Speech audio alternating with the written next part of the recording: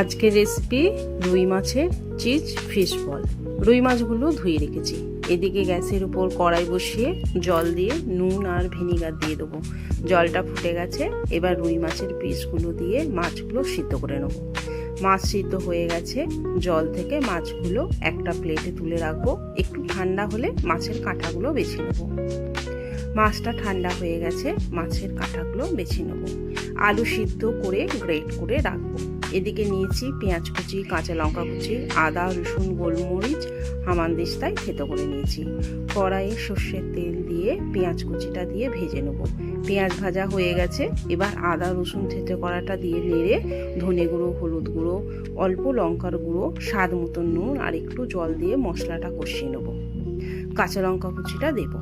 মাছগুলো দিয়ে মশলার সাথে আবার কষিয়ে নেব। তারপর আলু সিদ্ধটা দিয়ে মিশিয়ে নেব।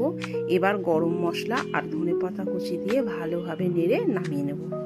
এদিকে একটা বাটিতে 2 চামচ কর্নফ্লাওয়ার, 2 চামচ ময়দা, গোলমরিচ গুঁড়ো, নুন দিয়ে আর অল্প জল দিয়ে একটা ঘন করে বেটার গুলে রাখবো। ফিশ বলগুলো এইভাবে বানিয়ে নেব। বলের ভেতর চিজ দিয়ে আবার গোল করে কর্নফ্লাওয়ারে কোট করে ব্রেড ক্রামে কোট করে নেব। সব এভাবে বানিয়ে নেব। গ্যাসের মধ্যে কড়াই চাপিয়ে তেল গরম করতে দিয়েছিলাম। তেলটা মিডিয়াম গরম হয়েছে। এবার চিজ বলগুলো দিয়ে এভাবে লাল লাল করে ভেজে নেব। সব ভাজা হয়ে গেছে, এবার প্লেটের মধ্যে সস দিয়ে পরিবেশন করে দেবো চিজ ফিশ বল।